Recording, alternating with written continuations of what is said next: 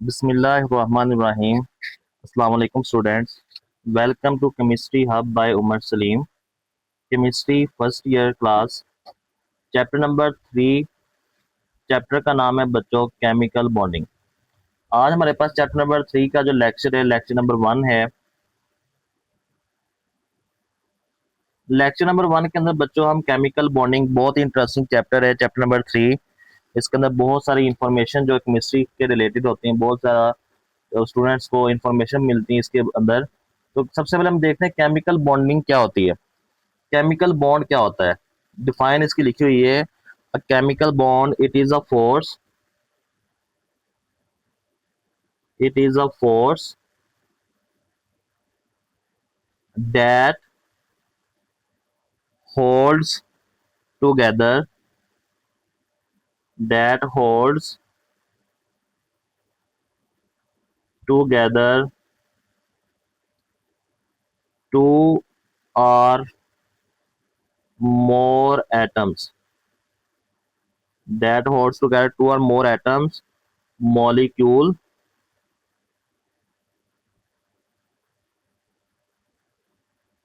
और आइन। ओके बच्चों, को कहता है कि केमिकल बॉन्ड एक ऐसी फोर्स होती है, ये एक ऐसी फोर्स है जो पकड़ के रखती है, होल्ड टूगेदर। किसको पकड़ के रखती है भाई? टू और मोर, दो या दो से ज्यादा एटम्स को, मॉलिक्यूल्स को या आइन को। जो ऐसी फोर्स जो दो या दो से ज्यादा एटम्स को, आयन को या मॉलिक्यूल्स को पकड़ के रखती है, ऐसी फोर्स को क्या बोलते हैं बच्चों? केमिकल बॉन्ड बोला जाता है। अच्छा, जो फोर्स की बात हो रही है यहाँ पे, फोर्स बच्चों, जो फोर्स होती है ना केमिकल बॉन्ड वाली, जो फोर्स होती है, फोर्स बच्चों होती है दो किस्म की। एक होती है आपके पास इंटर मॉलिक्यूलर फोर्स, और बच्चों एक आपके पास होती है intra molecular force. Intra molecular force, एक फोर्स होती है इंटर, एक होती है इंट्रा। इंट्रा का मतलब होता है बच्चों अंदर, अंदरूनी फोर्स। इंटर होता है बच्चों दरमियान, ऐसी फोर्स जो मॉलिक्यूल के अंदर पाई जाती है, ऐसी फोर्स को बोला जाता है बच्चों इंट्रा मॉलिक्यूलर फोर्स। और ऐसी फोर्स जो मॉलिक्यूल्स के दरमियान में पाई जाती है, present between the molecules, present between the molecules, ऐसी फोर्स जो मॉलिक्यूल्स के दरमियान में होती है, ऐसी फोर्स को बोलते हैं बच्चों इंटर मॉलिक्यूलर फोर्स। और ऐसी force present with in the molecule, with in का मतलब है अंदर, मॉलिक्यूल के अंदर पाई जाती है, ऐसी फोर्स को हम बोलते हैं बच्चों इंट्रा मॉलिक्यूलर फोर्स। मसलन एग्जांपल के तौर पर, जैसे HCl है बच्चों, HCl, HCl ने आपस में बॉन्ड बनाया, इसने भी एक इलेक्ट्रॉन शेयर किया है, क्लोरीन ने भी एक इलेक्ट्रॉन शेयर किया, हाइड्रोजन ने भी एक इलेक्ट्रॉन शेयर किया है, और क्लोरीन ने भी एक इलेक्ट्रॉन शेयर किया है। ये एक एटम है, ये एक एटम, दो एटम जब आपस में मिलते हैं तो क्या बनता है बच्चों? मॉलिक्यूल। तो मॉलिक्यूल, ये मॉलिक्यूल बन गया। मॉलिक्यूल के अंदर जो फोर्स पाई जा रही है, इस फोर्स को बोलते हैं बच्चों इंट्रा मॉलिक्यूलर फोर्सेस। ठीक है, हो गया। और बिटवीन द मॉलिक्यूल्स, मॉलिक्यूल के जो दरमियान होती है, जैसे एक HCl का मॉलिक्यूल है, एक और HCl का मॉलिक्यूल होगा, तो आपको पता है दोनों में इलेक्ट्रोनेगेटिविटी का फर्क होता है, जिसकी वजह से क्लोरीन के ऊपर हल्का सा नेगेटिव चार्ज, हाइड्रोजन के ऊपर पार्शियल पॉजिटिव चार्ज, इस तरह इससे हाइड्रोजन के पार्शियल पॉजिटिव चार्ज, इसके ऊपर पार्शियल नेगेटिव चार्ज। ये नेगेटिव पॉजिटिव को आपस में क्या करता है? कशिश करता है। तो ये ऐसी फोर्स जो मॉलिक्यूल्स के दरमियान में पाई जा रही है, एक मॉलिक्यूल हो गया, एक मॉलिक्यूल ये हो गया, ऐसी फोर्स जो मॉलिक्यूल्स के दरमियान में होती है, ऐसी फोर्स को क्या बोलते हैं? Inter molecular force. तो बच्चों यहाँ पे इस चैप्टर के अंदर हम ज्यादातर फोकस करेंगे इंटर मॉलिक्यूलर फोर्सेस के ऊपर। किस फोर्सेस के ऊपर? इंटर मॉलिक्यूलर फोर्सेस कौन कौन सी होती हैं? सॉरी, इस चैप्टर के अंदर हम ज्यादातर फोकस करेंगे इंट्रा मॉलिक्यूलर फोर्सेस के अंदर। इंट्रा मॉलिक्यूलर फोर्सेस कौन कौन सी होती हैं आपके पास?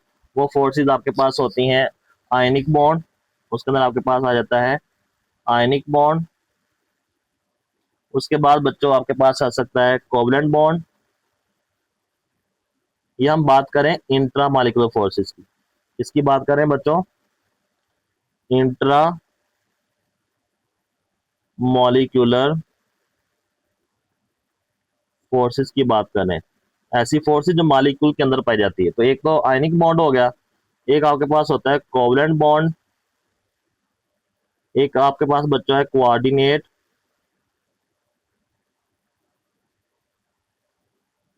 कोवलेंट बॉन्ड, और एक आपके पास यहाँ पे होता है मेटेलिक बॉन्ड। ठीक है, तो आज हम दो बॉन्ड को जो है वो स्टडी करेंगे, नंबर 1 पे आयनिक बॉन्ड को और नंबर 2 पे कोवलेंट बॉन्ड को। आयनिक बॉन्ड क्या होता है और कोवलेंट बॉन्ड क्या होता है बच्चों, सबसे पहले तो आप लोगों को आई होप यहाँ तक समझ आ गई होगी। हमने केमिकल बॉन्ड की डिफाइन स्टडी की है, ऐसी फोर्स जो दो एटम्स को, दो मॉलिक्यूल्स को या दो आइंस को आपस में इकट्ठा जोड़ कर रखती है, ऐसी फोर्स को हम क्या बोलते हैं बच्चों, ऐसी फोर्स को बोलते हैं केमिकल बॉन्ड। तो हमने देखा फोर्स दो किस्म की होती है, एक आपके पास होते हैं इंटरमॉलिक्यूलर फोर्सेस, एक आपके पास बच्चों होती है इंट्रा मॉलिक्यूलर फोर्सेस। तो इंटर मॉलिक्यूलर फोर्सेस जो है वो बच्चों आपके पास ऐसी फोर्स जो मॉलिक्यूल्स के दरमियान में पाई जाती है, और ऐसी फोर्स जो मॉलिक्यूल्स के अंदर पाई जाती है, ऐसी फोर्स को हम क्या बोलते हैं, इंट्रा मॉलिक्यूलर फोर्स। तो हमारा टॉपिक भी इस चैप्टर के अंदर इंट्रा मॉलिक्यूलर फोर्सेस के ऊपर ही है। हमारा टॉपिक है बच्चों 3.1,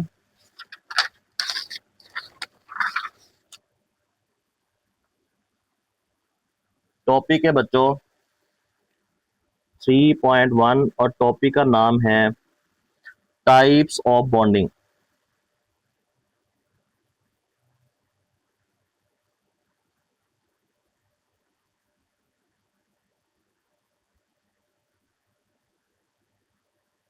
types of bonding, types of bonding के अंदर थोड़ा सा एक इंफॉर्मेशन आपको दी गई है। इंफॉर्मेशन क्या दी गई है बच्चों, Lewis concept of bonding, Lewis concept of, Lewis जो है वो आपने आर्हेनियस लेबस का concept, Lewis concept of acid base पढ़ा हुआ है, लेकिन यहाँ पे लेबस कॉन्सेप्ट बॉन्डिंग के जो मतलब जो हम यानी कि केमिकल बॉन्ड पढ़ेंगे जिसके अंदर आयनिक बॉन्ड आता है और कोवलेंट बॉन्ड आता है, कोऑर्डिनेट कोवलेंट बॉन्ड आता है या मेटालिक बॉन्ड आता है, उसका कॉन्सेप्ट उसके बारे में भी हमें बच्चों लेबस नहीं बताया था। तो लेबस के मुताबिक जो है, जो एटम है ना, atom atom Y atom form chemical bond, atom chemical bond क्यों बनाते हैं, एटम बच्चों केमिकल बॉन्ड बनाते हैं ताकि अपने आउटर मोस्ट शेल को मुकम्मल कर सकें। कैसा मुकम्मल कर सकें, लाइक नोबल गैसेस। ठीक है, they get stability to get stability. Lewis ने हमें बताया था कि एटम केमिकल बॉन्ड इसलिए बनाते हैं ताकि वो स्टेबिलिटी हासिल कर सकें और इलेक्ट्रॉनिक कन्फिग्रेशन हासिल कर सकें, किसकी, नोबल गैसेस की। क्योंकि नोबल गैसेस के बारे में आपने सुना है, नोबल गैसेस जो स्टेबल होती हैं, तो हर एटम की कोशिश यही होती है कि वो नोबल गैस बन जाए ताकि वो क्या हो जाए, स्टेबल हो जाए। ठीक है, तो इस थ्योरी के मुताबिक जो लेवस की जो थोड़ी बॉन्डिंग की वो थोड़ी सी लिख लेते हैं। इस थ्योरी के मुताबिक वो ये कहता है कि एटम, जो एटम होते हैं ना बच्चों, atoms make bonds, atom bond बनाते हैं to complete their outermost shell, अपने शेल को क्या करने के लिए, मुकम्मल करने के लिए, to have noble gas like configuration, ताकि हैव हो जाए उनके पास noble gas like configuration, noble gas like configuration, noble gas जैसी उसके पास कन्फिग्रेशन हो जाए। ठीक है, और ये कैसे वो मुमकिन करते हैं बच्चों, ज्यादातर एटम जो हैं वो ऑक्टेट रूल को फॉलो करते हैं। ऑक्टेट रूल, अपने आखिरी शेल के अंदर मैक्सिमम 8 इलेक्ट्रॉन रखना। ठीक है, एटम का ऑक्टेट रूल होता क्या, मैं यहाँ पे उसकी डिफाइन थोड़ी सी लिख देता हूँ। ऑक्टेट रूल ताकि आपको क्लियर हो जाए, आपने पहले पढ़ी भी हुई है। Tendency of an atom to attain tendency of an atom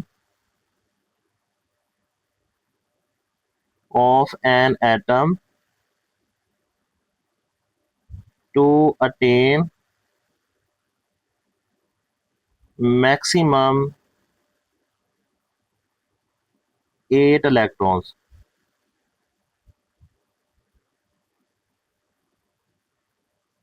maximum 8 electron रखना अपने आखिरी शेल के अंदर, इसको क्या बोला जाता है बच्चों? Octet rule. जैसे इसकी एग्जांपल अगर हम यहाँ पे करें, एग्जांपल के अंदर आपके पास सोडियम मेटल है, सोडियम का एटॉमिक नंबर होता है 11। बच्चों इसके पहले शेल के अंदर होते हैं 2 इलेक्ट्रॉन, दूसरे शेल के अंदर होते हैं 8 इलेक्ट्रॉन, तीसरे शेल के अंदर होता है 1 इलेक्ट्रॉन। तो देखें ना, इसको तीसरे शेल के अंदर 1 इलेक्ट्रॉन है, इसको 8 पूरे करने हैं, तो 7 चाहिए ना। तो इसको कोई 7 इलेक्ट्रॉन देगा? नहीं भाई, इसको कोई 7 इलेक्ट्रॉन नहीं देगा। तो सोडियम क्या करती है? सोडियम सिंपल जो अपना आखिरी इलेक्ट्रॉन है उसको लूज कर देती है और पॉजिटिव आयन बनाती है। पॉजिटिव आयन को हम बोलते हैं केटाइन। क्या बनाती है बच्चों? केटाइन बनाती है। और जब ये 1 इलेक्ट्रॉन लूज कर देती है सोडियम पॉजिटिव, अब इसके पास हो जाते हैं कितने इलेक्ट्रॉन? पहले शेल के अंदर 2, दूसरे शेल के अंदर होते हैं 8। तो देखें इसका आखिरी शेल क्या हो जाता है? मुकम्मल एक शेल। जब वो इलेक्ट्रॉन निकल जाएगा ना आखिरी शेल में से, तो वो इलेक्ट्रॉन ही खत्म हो जाता है। तो नोबेल गैसों की इलेक्ट्रॉनिक कन्फिग्रेशन जो है वो हासिल कर लेती है। तो ये ऑक्टेट रूल ये होता है कि अपने मुमकिन कोशिश करना अपने आखिरी शेल के अंदर जो है वो 8 इलेक्ट्रॉन। तो ये हमें बताया था अबाउट लेवर्स कॉन्सेप्ट ने। लेवर्स का जो कॉन्सेप्ट था अबाउट स्टेबिलिटी ऑफ इलेक्ट्रॉन के कैसे एटम जो स्टेबल होते हैं वो इलेक्ट्रॉन नोबेल गैस की इलेक्ट्रॉनिक कन्फिग्रेशन हासिल करते हैं। तो जाहिर बात है हर चीज दुनिया के अंदर स्टेबल होना चाहती है। तो स्टेबिलिटी कैसे हासिल करते हैं atom? To get the electronic configuration of noble gases. तो हमारा जो टॉपिक पहले नंबर पे टाइप्स ऑफ बॉन्डिंग के अंदर जो पहले हम स्टडी करेंगे, वो आज के टॉपिक के अंदर हम स्टडी करते हैं बच्चों आयनिक बॉन्ड। आयनिक बॉन्ड जो है वो क्या होता है? आयनिक बॉन्ड आप लोगों ने बहुत ज्यादा पढ़ा हुआ है, इसकी डिफाइन भी आप लोगों ने पहले पढ़ी हुई है। तो यहाँ पे डिफाइन इसकी पहले लिखते हैं। आयनिक बॉन्ड इज फॉर्म, यहाँ पे bond is form, bond is formed by the complete transfer of electrons from an atom, transfer of electron from an atom with low ionization energy to another atom,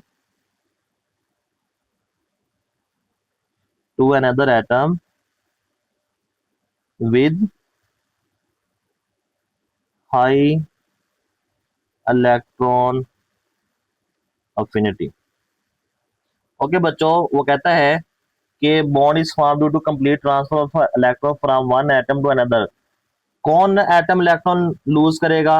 जारी बात, जिसकी low ionization energy, जिसकी ionization energy की value क्या है बच्चों? लो है, वो इलेक्ट्रॉन क्या कर देगा? लूज कर देगा।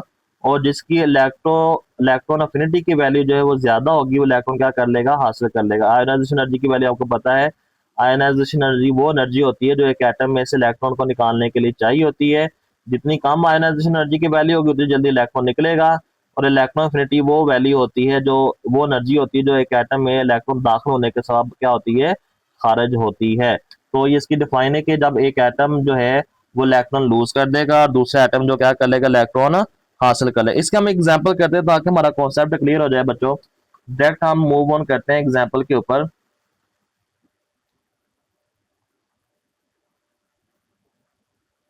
एग्जाम्पल, इसकी बेस्ट एग्जाम्पल है बच्चों NaCl। सोडियम की अगर पहले बात की जाए, सोडियम का एटॉमिक नंबर होता है बच्चों 11। सोडियम का एटॉमिक नंबर क्या होता है? 11। इसके पहले शेल के अंदर होते हैं 2 इलेक्ट्रॉन, दूसरे शेल के अंदर होते हैं 8 इलेक्ट्रॉन, तीसरे शेल के अंदर होता है 1 इलेक्ट्रॉन। तीसरे शेल के अंदर कितने इलेक्ट्रॉन होते हैं? 1। अगर इसकी इलेक्ट्रॉनिक कन्फिग्रेशन लिखी जाए, इलेक्ट्रॉनिक कन्फिग्रेशन वो होती है बच्चों 1s2, 2s2, 2p6 and 3s1। तीसरे शेल में एस के अंदर होता है सिर्फ 1 इलेक्ट्रॉन, ठीक है। तो जारी बात एक इलेक्ट्रॉन तो इसको 7 चाहिए ना आखिरी शेल पूरा करने के लिए, तो 7 तो इसको कोई देगा नहीं। तो ये जो सोडियम है उसकी भलाई इसी में होती है कि अपना आखिरी शेल का जो इलेक्ट्रॉन है उसको क्या कर दे, लूज कर दे। तो सोडियम क्या करती है, सोडियम अपना एक इलेक्ट्रॉन लूज करती है, सोडियम प्लस आयन बन जाता है और एक इलेक्ट्रॉन क्या हो जाता है इसका लूज। इसको हम को क्या बोलते हैं बच्चों, केटाइन। सोडियम क्या बन जाता है, केटाइन। इसके ऊपर पॉजिटिव चार्ज आता है ना, सोडियम क्या बन जाता है बच्चों, केटाइन बन जाता है। ठीक है, तो अगर सोडियम, अब सोडियम के पास जो है वो बच्चों, सोडियम जो पॉजिटिव आयन है इसके पास हो चुके हैं 10 electron, 1s2, 2s2 and 2p6। अब देखें ना इसका आखिरी शेल, यानी कि अगर इसके जो शेल के हिसाब से लिखा, पहले शेल के अंदर 2 और दूसरे शेल के अंदर कितने इलेक्ट्रॉन आ गए बच्चों, 8 इलेक्ट्रॉन आ गए हैं। तो अब ये क्या हो गया चुका है, स्टेबल हो चुका है। ठीक है, जो सोडियम है, हम सिंपल अल्फाज में ये भी लिख सकते हैं कि जो सोडियम है, सोडियम एटम है जिसके पास पहले शेल के अंदर 2 हैं, दूसरे शेल के अंदर 8 है, तीसरे शेल के अंदर 1 है, ये एक इलेक्ट्रॉन लूज कर देगा।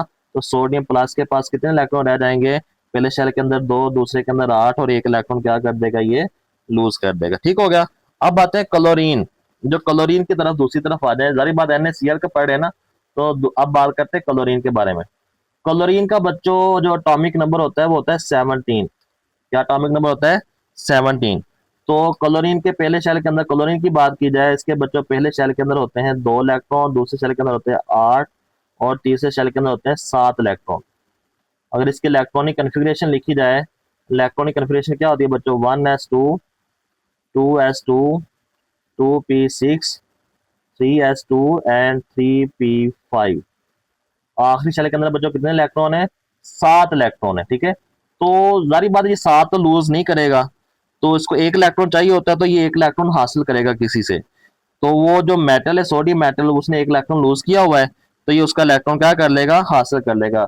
अगर सिंपल अल्फाज में लिखा जाए तो क्लोरीन जो है, क्लोरीन जिसके पहले शेल के अंदर 2 है, दूसरे शेल के अंदर 8 है, तीसरे शेल के अंदर 7 है, ये क्या करेगा, ये एक इलेक्ट्रॉन हासिल करेगा। क्या करेगा बच्चों, एक इलेक्ट्रॉन हासिल करेगा, तो इसके पास क्लोराइड आयन बन जाएगा और इसके पास पहले शेल के अंदर हो जाएंगे 2, दूसरे के अंदर 8 हो जाएंगे, तीसरे के अंदर भी क्या हो जाएंगे, 8। तो ये ऑक्टेट रूल को क्या कर लेगा, फॉलो कर लेगा। तो इस तरह जब आपके पास NaCl, क्योंकि सोडियम ने बच्चों एक इलेक्ट्रॉन लूज किया है, सोडियम कितने इलेक्ट्रॉन लूज किए, एक इलेक्ट्रॉन। सोडियम जो है वो एक इलेक्ट्रॉन लूज करती है, Na पॉजिटिव आयन बनता है। ये जो एक इलेक्ट्रॉन लूज किया है वो क्लोरीन एक इलेक्ट्रॉन को हासिल करती है और क्लोराइड आयन बनता है। इस तरह जब Na पॉजिटिव और Cl नेगेटिव आपस में मिलते हैं तो आपके पास क्या बनता है, NaCl। Bond is form due to complete transfer of electron from one atom to another. एक एटम ने इलेक्ट्रॉन मुकम्मल तौर पर ट्रांसफर कर दिया दूसरे एटम को। इस किस्म के बॉन्ड को हम क्या बोलते हैं बच्चों, इस किस्म के बॉन्ड को हम बोलते हैं आयनिक बॉन्ड। क्या बोला जाता है, आयनिक बॉन्ड। आई होप कि आपको आयनिक बॉन्ड का जो कॉन्सेप्ट है बच्चों वो क्लियर हो गया होगा। Complete transfer of electron from one atom to an other atom. ठीक है, तो इसमें ये बात ध्यान में रखिएगा, तो जैसे ग्रुप 1 है, ग्रुप 1 जो है वो एक इलेक्ट्रॉन लूज करती है, लूज 1 इलेक्ट्रॉन। और ग्रुप 17 जो है बच्चों, ग्रुप 17, ग्रुप 17 जो है, 17 वाले जिसमें क्लोरीन क्लोरीन आता है, वो गेन करती है बच्चों एक इलेक्ट्रॉन। तो ग्रुप 1 का ज्यादा जो टाकरा होता है वो ग्रुप 17 के साथ होता है। इसी तरह अगर बात की जाए ग्रुप 2 जो है, जो बच्चों ग्रुप 2 है, ग्रुप 2 के अंदर वो लूज करते हैं बच्चों 2 इलेक्ट्रॉन, जैसे मैग्नीशियम है।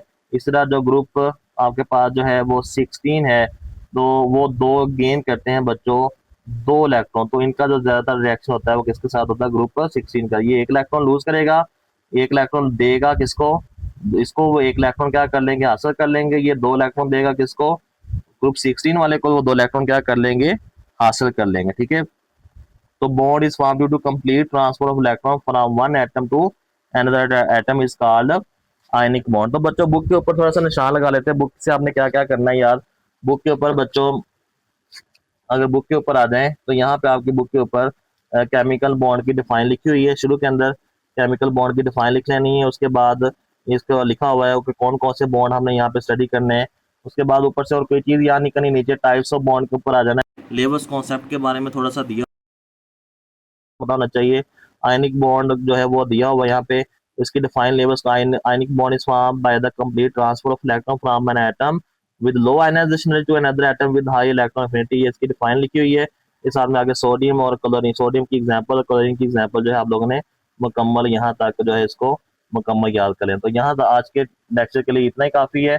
अगले लेक्चर के अंदर हम स्टडी करेंगे बच्चों कोवलेंट बॉन्ड, और कोशिश करेंगे साथ अगला जो कोऑर्डिनेट कोवलेंट बॉन्ड वो भी, लेकिन कोशिश यही होगी कि आपको अलग अलग बॉन्ड स्टडी कर, कोवलेंट बॉन्ड को हम अलग स्टडी कर लेंगे और कोऑर्डिनेट कोवलेंट बॉन्ड को जो है वो अलग स्टडी कर लिया। तो इसके टॉपिक से रिलेटेड कोई भी क्वेश्चन है बच्चों तो आप मुझसे कमेंट सेक्शन में पूछ सकते हैं। अगर आपको मेरी वीडियोस पसंद आ रही हैं तो चैनल को सब्सक्राइब करें, लाइक करें और अपने दोस्तों के साथ शेयर करें। तब तक के लिए अल्लाह हाफिज़।